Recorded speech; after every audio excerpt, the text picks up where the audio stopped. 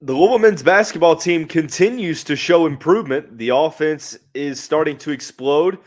They're being more and more competitive in ACC play. But on today's episode of the show, we're going to explain how lackluster defense is overshadowing the offensive outbursts and how it's preventing the improvements from being significant enough. That said, stay tuned.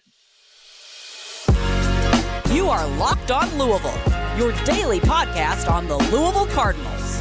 Part of the Locked On Podcast Network, your team every day.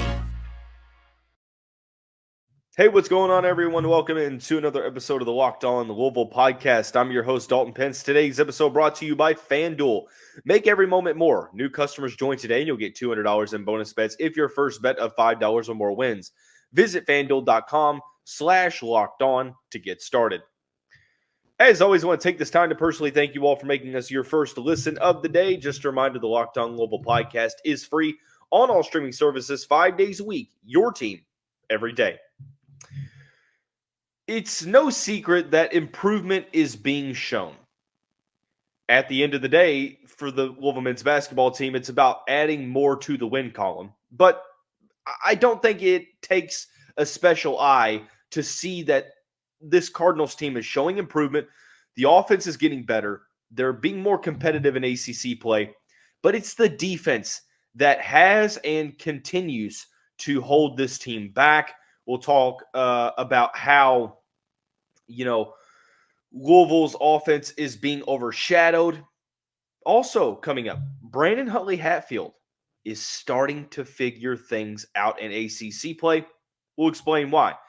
And then to conclude the show, we will dive into a weekly mailbag segment. I understand the majority of the people that listen to this show don't truly care to hear about improvements if it is not contributing to the win-loss column. And I wholeheartedly agree. You can improve all you want, but if you're continuing to lose games, it really doesn't matter in the grand scheme of things. But I am using this argument that defense is overshadowing offense to contribute to that point, because I think it is the lackluster defense that is preventing this team from bringing more wins onto the table. The Cardinals just lost on Wednesday evening against Syracuse after defeating Florida State. They lost 94-92 in the Carrier Dome. Syracuse was 10-1 at home coming into the game, 14-8 overall, had just suffered a blowout loss against Wake Forest. Louisville coming off of a very solid performance where they scored 101 points and defeated Florida State. Cardinals really haven't been that great outside of the KFC Yum Center this year, but they gave Syracuse a run for their money and ultimately ended up coming up just short. A lot of people will talk about the goaltending call at the end of the game. It was 110% the wrong call. And what made matters worse is that they went back to review it and they doubled down on it. And it was 100% the wrong call. What I have been confused about is what would have happened in the event had the call gotten overturned. Luke Hancock, former Louisville Cardinal great, ACC network television star, he stated that his interpretation and what he was told was that it would have gone to the team with the possession arrow, which would have been Louisville. There are some that have posted a screenshot of the rules where it says, and I'm not quoting obviously, but it essentially states that if it's a judgment call, if it clearly goes to one team, it would be their possession. If it's not clear, it goes to the team with a possession arrow. I don't know. For me, I just wanted them to get the call right. Whether that would have benefited Louisville or not, it is what it is. But I felt like Kenny Payne said it best after the game. Sure, the goaltending call sucked, but it wasn't the reason, or it wasn't the only reason why Louisville lost this game. They had multiple chances to come out victorious. And personally, for me, I felt like this one was one of the better press conferences that Kenny Payne has had as Louisville's head coach. I felt like he said all of the right things and stated what I thought was a very solid point, and that was that Louisville had the chances to win this game. They gave up one of like the program worst record of fast break points, and it goes back to that fast break opportunity when Sky Clark hit that shot at the end, which was a fantastic shot to tie the game with about 6 seconds to go. The guys celebrated. They hesitated. It looked like they didn't know exactly what to do, and they gave Syracuse the outlet to go down the court fast break and score or get an opportunity to score. It'd be different if this was like a one-time thing, but Louisville is one of the worst fast break teams in the country. As of now, they are the worst Power 5 team in the country, one of the bottom 10 nationally in transition points allowed per game. 356th to be exact. They allowed 33 fast break points against Syracuse. And it's a situation to where if this was like a one-time thing, I mean, still it's a matter of execution, and that's not good either way you look at it. But if this was a one-time thing, I think you could probably swallow it and say, yeah, it sucks, but it is what it is.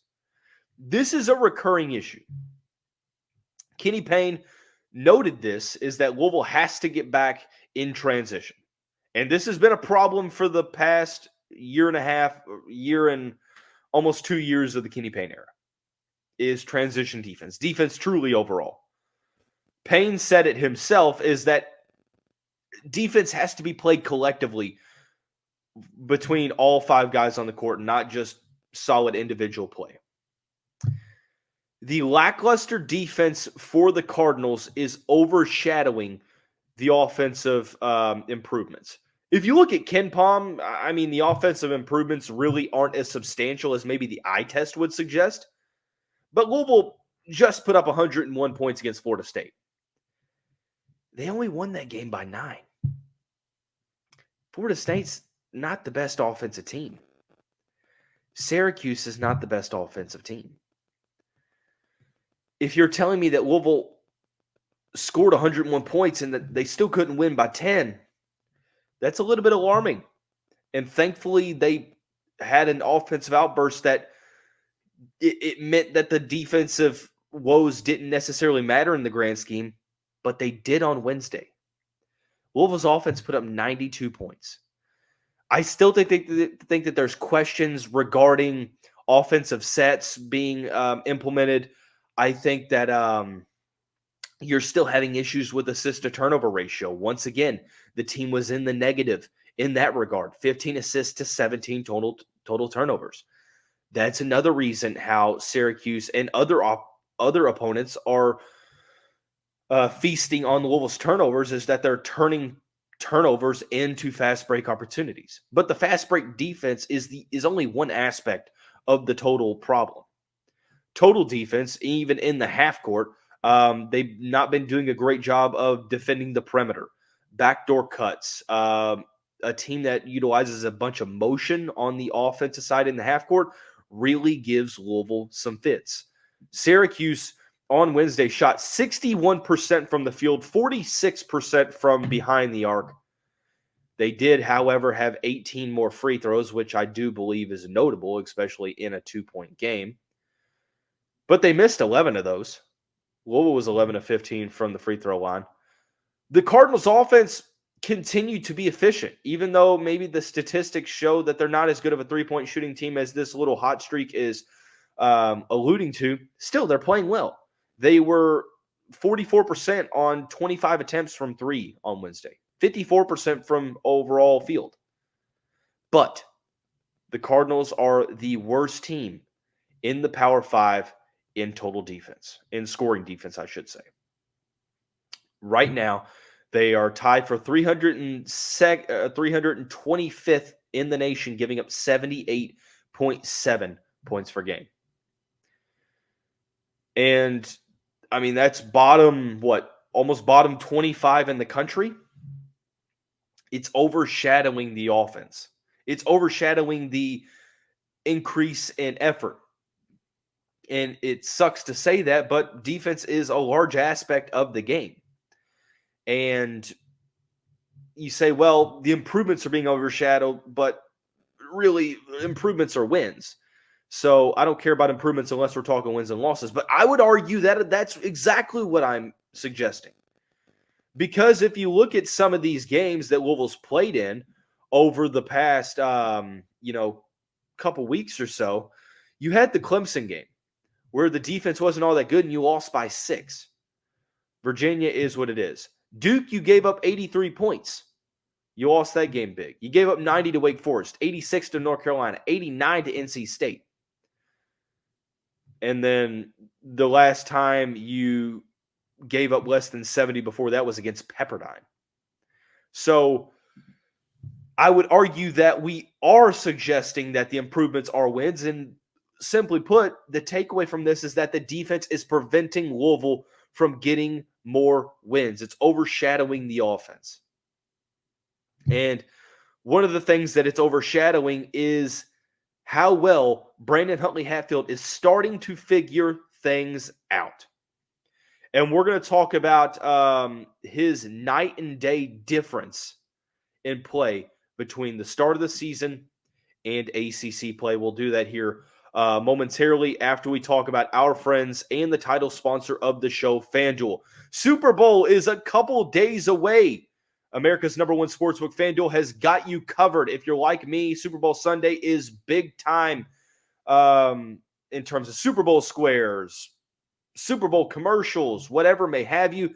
Add Super Bowl bets to your palette this Super Bowl.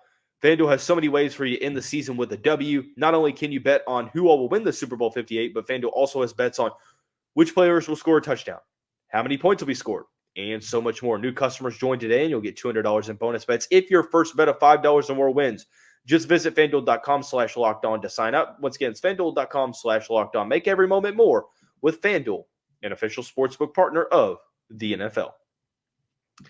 Cardinal fans, thanks again for making Locked On Louisville your first listen of the day. Just a reminder, Locked On has launched the first ever national sports 24/7 streaming channel on YouTube, and you can now also find it on Amazon Fire TV. Locked On Sports Today is here for you 24/7, covering the top sports stories of the day with the local experts of Locked On, plus our national shows covering every league. Find the Locked On Sports Today channel now on Amazon Fire TV. One of the trends, one of the key notable storylines that is consistently being overshadowed because of the lackluster defense and honestly the larger umbrella that is Louisville losing more than they are winning. But one thing is for certain, and one thing I wanted to discuss on this show, because I really don't feel like we're giving him enough credit for how he's playing. The difference between how Brandon Huntley-Hatfield started this year and how he has played up until this point, it's completely Jekyll and Hyde. And it's notable. I mean, last year, his first season with the Cardinals averaged 6.7 points per game, 5.4 rebounds per contest. Not great, not overly terrible, but he did start 21 of the 24 games that he played in, 25.6 minutes per contest. But he was going to be relied upon to be a player that needed to take that next step forward for the team. And to start the year, he didn't. And it looked like he wasn't comfortable on either end of the court. There was a lack of aggression in his play and just really couldn't get into a groove. 7 of his first 9 appearances to start the year, he scored in single digits. And it had many wondering, what's his role going to be in this rotation? Now, it's worth mentioning that at this point when we had this conversation, J.J. Traynor and Dennis Evans were playing with the team. Emmanuel Okorafor wasn't battling some health issues here and there. So you sort of had a little bit of a competition in the front court for those minutes. And then he looked like he had snapped out of it when the end of the non-conference slate rolled around. He had 3 straight double-digit performances, including 2 20-point games, actually 2 20-point double-doubles against He had double-doubles against Arkansas State and Pepperdine. He also had a 16.11 rebound double-double against Kentucky. And you're thinking to yourself, well, Louisville went 1 of 2 in that stretch. Brandon Huntley-Hatfield looks better. And some people will take this segment and say, well, you're highlighting a player improving, but it's not good enough. I don't really think that this is a Brandon Huntley-Hatfield problem that Louisville's having. Now, are there stretches in games to where he could be playing better? Well, yeah, of course. But what I find most impressive is that he's been doing so with lackluster facilitation. Louisville hasn't really been good in the assists to turnover ratio all season long, really ever since he got here. So a lot of this he's been having to do him creating his own offense in the high post, down near the basket, near the block, or like this past game against Syracuse at the 3-point line. But in ACC play, he has turned things around. In 12 of the contests in conference play, he has scored double digits in 8. He's averaging 14.2 points per game, 8 rebounds per contest overall in ACC play, which if you consider 7 points per game last year and you're doubling those numbers, that is a very substantial leap. Now, the overall numbers don't suggest that just yet. He's at 11.9 points per game, 8.7 rebounds per contest, but he's also doing it fairly efficiently. He is showing that he's playing more efficiently around the rim. His shot numbers are increasing by about 3 per game, and he's at 56.5% from the field. He's still not increasing the three-point numbers, but vast improvement when he is shooting, going from 27.8 to 42.9% from the field. The rebound numbers are jumping up as well. They're up about 3.3. Offensive rebounds are up by about 1. He's being more aggressive near the glass. And what I don't want to happen is that we completely overlook what he's been able to do because the team continues to lose. I think 2 things can be true at one time. Number 1, the only thing that really matters is winning games. Before the year, what did we say? On this show, we said, this is your roster. There are no moral victories now. There are no, well, we were competitive takes. Well, we kept it interesting. Well, we played harder. Well, we shot the ball better. Well, overall, we looked more in sync. Nope. Winning games is the bottom line. It's obvious to me that the Cardinals have been more talented than some of the teams that they have played in ACC play up until this point.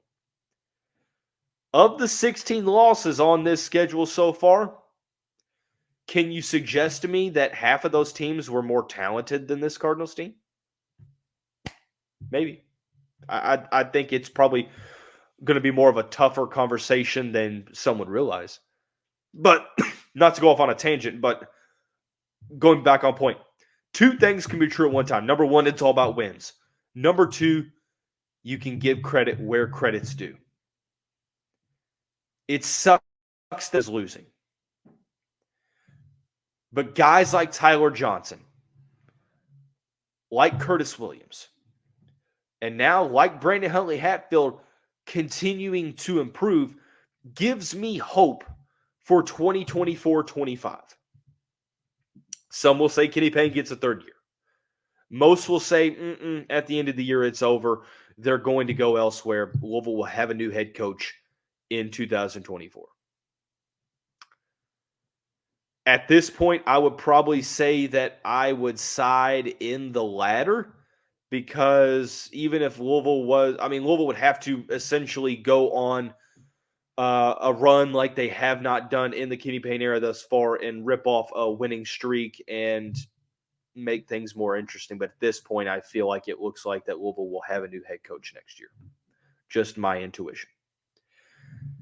I like this improvement for the future, because if you bring guys like Ty-Laur back, like BHH back, I think that they are solid players on a winning team that can help this team get back to the tournament next year. And that's what this is all about, is getting these guys ready for next season to make a tournament run. Because even if they go out and win the rest of the regular season games, it won't matter. You're under 500. You would have to win the ACC tournament. So that's all I'm saying. Brandon Huntley-Hatfield starting to figure things out, and it's time that we start to discuss that. We'll continue basketball coverage as the season goes along. Louisville back in action on Saturday against a Georgia Tech team that is under 500. Another opportunity to get back in the win column. So we'll conclude the show with a weekly mailbag segment. We'll answer the questions here momentarily after we tell you about our friends over at Gametime. For me, Gametime got my vote of confidence early on when I bought tickets to Louisville games through Gametime, but really got my business when I got tickets to the Colts-Raiders game back in late December. Got tickets 30 minutes before the game, got my views from the seats, and the fees were put right there, so I knew what I was getting into. With the all-in prices showing your total up front, there's no guessing. It takes the guesswork out of buying tickets. The Gametime guarantee is also something that I like. It means that you'll always get the best price. Even if you find tickets in the same section and row for less, Gametime will credit you 110% of the difference. Like I said, take the guesswork out of buying tickets with Gametime. Right now, all Gametime users get $100 off a big game ticket with the code Vegas100. Terms apply. Just download the Gametime app. Use the code Vegas100 for $100 off a big game ticket. Or if you're not going to the game, use the code Locked On for $20 off your first purchase. Download Gametime today. Last minute tickets, lowest price, guaranteed. Thanks for tuning in this long to this Thursday evening edition of the show. Haven't had a weekly mailbag in feels like a week and a half. So we're going to answer a couple very, very solid questions. First one is sort of relating to what we just talked about. What needs to happen for Kenny Payne to get a third year? Well, isn't that the question that everyone wants to know? I personally said this time in January it was making the NCAA tournament. At that point, they really hadn't gone on the losing streak in conference play. They hadn't beaten Miami, but they hadn't, I think they maybe just lost to Virginia. It was making the tournament. I mean, I still feel like that's the case. At least it should be, in my opinion.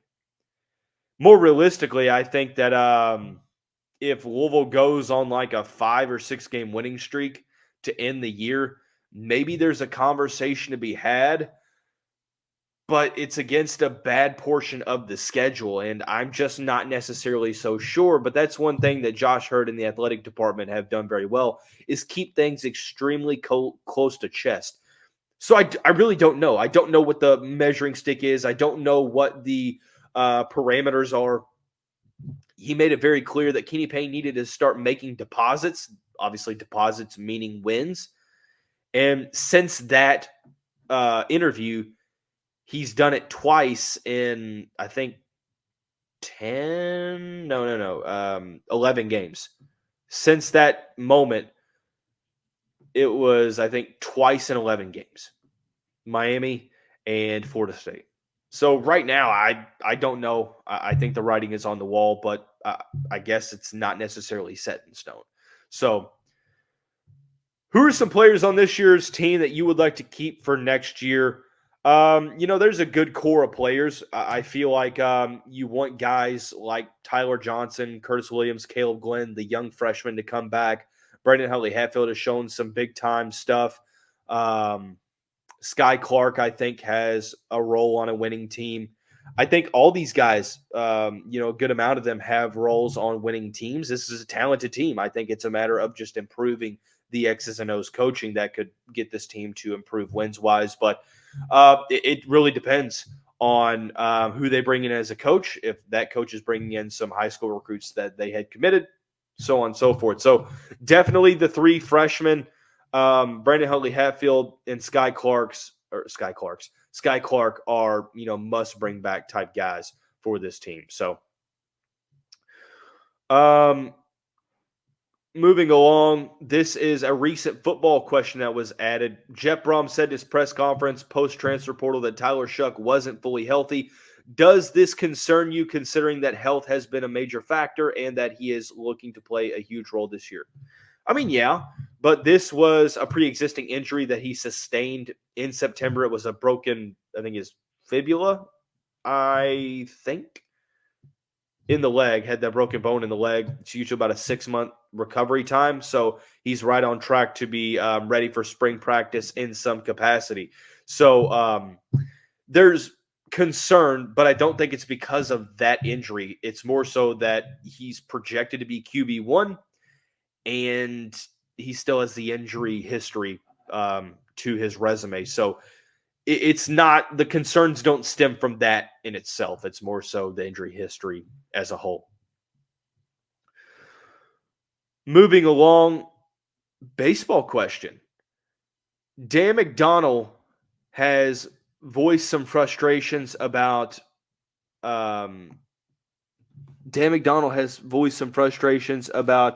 monetary gifts, the transfer portal, and if Louisville doesn't make it back to the College World Series this year, is he on the hot seat? No, I don't think so. It hasn't been a great overall since COVID. It hasn't been a great run for the Louisville baseball team. They missed the tournament twice in the past 3 years.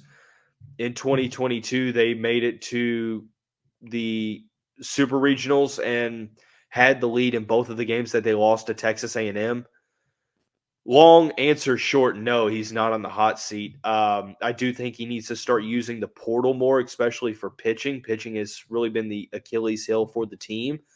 And he did that this offseason. I think it's going to be a talented team, but no, he's not on the hot seat whatsoever. I understand that this is sort of unprecedented for Dan McDonnell to miss the tournament not once but twice in a 3-year span. But no, I don't think that there's any question about the job security of Mr. McDonnell, the GOAT of Louisville baseball. I do think that there is an emphasis that he needs to at least get back to the tournament this year, though, especially since the team started out hot last year and they kind of fizzled out, had some injuries, especially to pitching, lost some depth there. And I'm excited for this year's team and to see what they're able to do. So, no, I understand the concern, and it's not ideal. But you have to remember 2020, that team with Reed Detmers, Bobby Miller, that offense, man, they were going to win it all. Or they were going to at least have a very good chance to win it all, in my opinion. 2021 just kind of is what it was. They had some injuries. 2022 made it to the Supers and lost to a good team at Texas A&M.